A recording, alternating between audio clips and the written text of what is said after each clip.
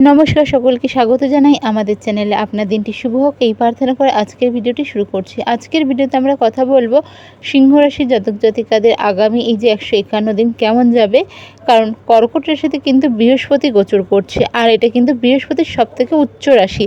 তো এর ফলে এই গোচরের ফলে অর্থাৎ বৃহস্পতির যে ট্রানজিট ঘটেছে এর ফলে কি প্রভাব পড়তে চলেছে সিংহ রাশির জাতক জাতিকাদের উপর। তো চলুন দেরি না করে ভিডিওটি শুরু করা যাক। দীর্ঘ 12 বছর পর দেবগুরু বৃহস্পতি নিজের উচ্চক্ষেত্র অর্থাৎ কর্কট রাশিতে প্রবেশ করেছেন। সিংহ রাশির জাতক জাতিকাদের জন্য এই গোচরটি অত্যন্ত গুরুত্বপূর্ণ এবং একটি মিশ্র ফল প্রভাব নিয়ে আসবে।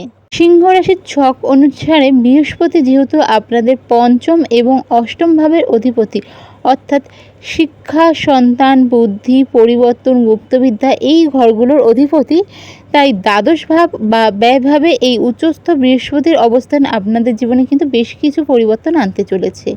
সিংহ রাশির উপরে এই যে পরিবর্তনগুলো কী কী চলুন দেখে নেওয়া যাক। বিদেশ যাত্রা এবং আন্তর্জাতিক যোগ অর্থাৎ ফরেন কানেকশন। সিংহ রাশির জাতক জাতিকাদের ক্ষেত্রে কিন্তু এই সময়টি বিদেশে পড়াশোনা, চাকরি বা ব্যবস্থার ক্ষেত্রে বা কেউ যদি সেটেল হতে চাইছেন তার জন্য কিন্তু দারুণ সুযোগ এনে দিতে পারে। যারা বহুজাতিক সংস্থা বা এমএনসিতে কাজ করেন, ইম্পোর্ট এক্সপোর্টের ব্যবসা রয়েছে বা ফ্রিল্যান্সিংয়ে কাজ করছেন, তারা আন্তর্জাতিক ক্ষেত্রে বড় সাফল্য পেতে পারেন। কোনো গ্লোবাল ভিসা বা পিআর পাওয়ার চেষ্টা থাকলে এ সময় কিন্তু আইনি বাধা কেটে যাওয়ার সম্ভাবনা থাকছে। তার সাথে সাথে কিন্তু এ সময় খরচ বৃদ্ধি হবে, তবে তার শুভ ব্যয় হতে চলেছে, অর্থাৎ স্ট্র্যাটেজিক ইনভেস্টমেন্ট। বৃহস্পতি দ্বাদশভাবে ব্যয় বোঝায়। তো দ্বাদশভাবে থাকার কারণে কিন্তু আপনাদের খরচ উল্লেখযোগ্যভাবে বাড়তে চলেছে। তবে ভালো বিষয়গুলি হলো এই খরচগুলি কোনো লোকসান বা অপচয় নয়, বরং শুভ কাজেই ব্যয় বা দীর্ঘমেয়াদী বিনিয়োগ হতে চলেছে। আপনি বাড়ি বা গাড়ি কেনা, জমি বা ফ্ল্যাট কেনা অথবা সন্তানের উচ্চশিক্ষার পেছনে কিন্তু অর্থ ব্যয় করতে পারেন। তবে শেয়ার বাজার বা কোনো ঝুঁকিপূর্ণ ফটকা ব্যবসা বা ইনকামের থেকে এই সময় দূরে থাকা শ্রেয়। অযথা ওখানে এই সময় কিন্তু খরচ করবেন না, ডুবে যাওয়ার সম্ভাবনাও থাকছে।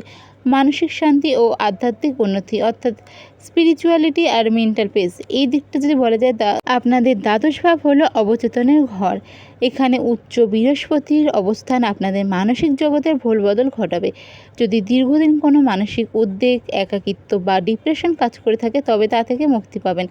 আধ্যাত্মিকতার দিকে কিন্তু আপনাদের ঝোঁক বাড়বে। তীর্থভ্রমণ বা কোনো ধর্মীয় বা সামাজিক কল্যাণমূলক কাজে যুক্ত হতে পারেন। এছাড়া মেডিটেশন, ইয়োগা, যোগব্যায়াম এগুলোর প্রতি কিন্তু আপনার এ সময় একটা আকর্ষণ বাড়তে চলেছে। যদি বলা যায় শিক্ষা এবং সন্তানের ক্ষেত্রেও কীরকম থাকছে, তাহলে শুভযোগ থাকছে। পঞ্চমপতি বৃহস্পতি উচ্চস্থ হওয়ার সিংহ রাশির শিক্ষার্থীদের জন্য কিন্তু বিশেষ করে যারা গবেষণা, আইন, অর্থনীতি বা দূরশিক্ষার সঙ্গে যুক্ত তাদের জন্য দারুণ সময় হতে চলেছে। সন্তানের পক্ষ থেকে কোনো শুভ খবর এ সময় কিন্তু আপনাকে আনন্দ দিতে পারে। বৃহস্পতির এই অবস্থান আপনাকে কিন্তু বড় রোগ ব্যাধির থেকেও রক্ষা করবে, অর্থাৎ স্বাস্থ্যর ক্ষেত্রেও কিন্তু বৃহস্পতি আপনাদের ভালো রেজাল্ট দিচ্ছে। আপনাদের জন্য এই সময় কিন্তু বৃহস্পতি সুরক্ষা কবচ হিসেবে কাজ করবে। তবে দ্বাদশ ভাব বা হাসপাতালের ঘর যেটাকে বলা হয়ে থাকে, সেখানে কিন্তু লিভারের সমস্যা, পেটের সমস্যা কিংবা স্লিপ ইস্যু অর্থাৎ অনিদ্রার মতন সমস্যা, ছোটোখাটো বিষয়, এগুলো আপনাদের সমস্যা তৈরি করতে পারে। সঠিকভাবে ডায়েট এবং ঘুমের রুটিন মেনে চলা এ সময় ভীষণ রকম প্রয়োজন। এ সময় আপনি কি করবেন সেগুলো হলো, এ সময় কিন্তু হেলথ নিয়ে কোনো রকম এক্সপেরিমেন্টে যাবেন না। কোনো রকম বেশি সমস্যা যদি মনে হয় অবশ্যই ডক্টর কনসাল্ট করবেন।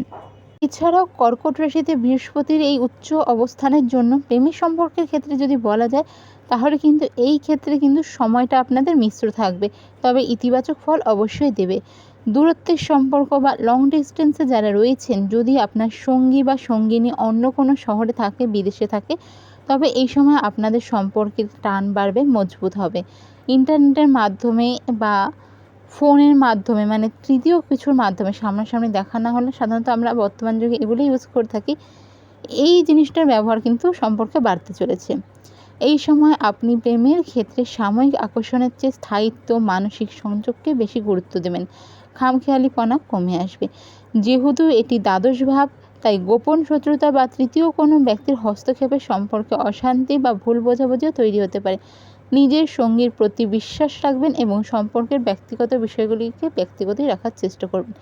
বৈবাহিক জীবনের ক্ষেত্রে বলা যেতে পারে যে দম্পতিদের জন্য এই গোচরটি মূলত বোঝাপড়া বাড়ানোর সময় ভীষণ রকম আসতে চলেছে।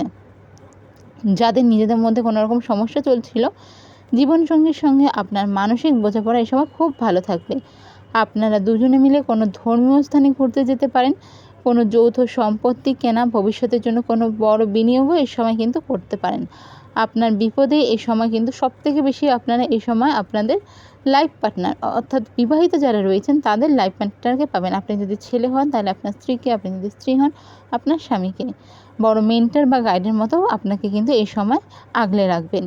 জীবনসঙ্গীর স্বাস্থ্যের জন্য কিন্তু এই সময় কিছুটা অর্থ ব্যয় হতে পারে। এছাড়া শনির নজর এবং রাহুকেতুর অবস্থানের কারণে কিন্তু মাঝে মাঝে একে অপরকে পর্যাপ্ত সময় না দিতে পারার কারণে ক্ষোভ জন্মাতে পারে। আর এই কারণে কিন্তু নিজের মধ্যে সাময়িক একটা স্পেসও আসতে পারে। নিজেদের মধ্যে কথা বলে নিয়ে তা মিটিয়ে নেবেন। যারা অবিবাহিত রয়েছেন তাদের কিন্তু বিয়ের যোগ থাকছে। যারা দীর্ঘদিন ধরে বিয়ের চেষ্টা করছেন বা উপযুক্ত জীবনসঙ্গী খুঁজছেন তাদের জন্য সময়টি অত্যন্ত শুভ।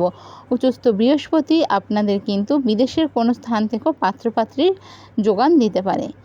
আর কিছু প্রেম ঘটিত বিয়ের ক্ষেত্রে এই সময় কিন্তু পরিবারের সম্মতি পেতে কিছুটা অতিরিক্ত দৌড়ঝাঁপ আপনাদের করতে হতে পারে। সঙ্গীর সঙ্গে যে কোনো বিষয়ে খোলামেলা আলোচনা করুন, অনেক সমস্যার সমাধান হয়ে যাবে। কোনো কিছু এ সময় লুকোনোর চেষ্টা করবে না, তা কিন্তু বড় আকারের অশান্তির কারণও হতে পারে। এই জিনিসগুলো এই সময় মেনে চলুন, প্রচুর ভালো রেজাল্ট আপনারা পাবেন।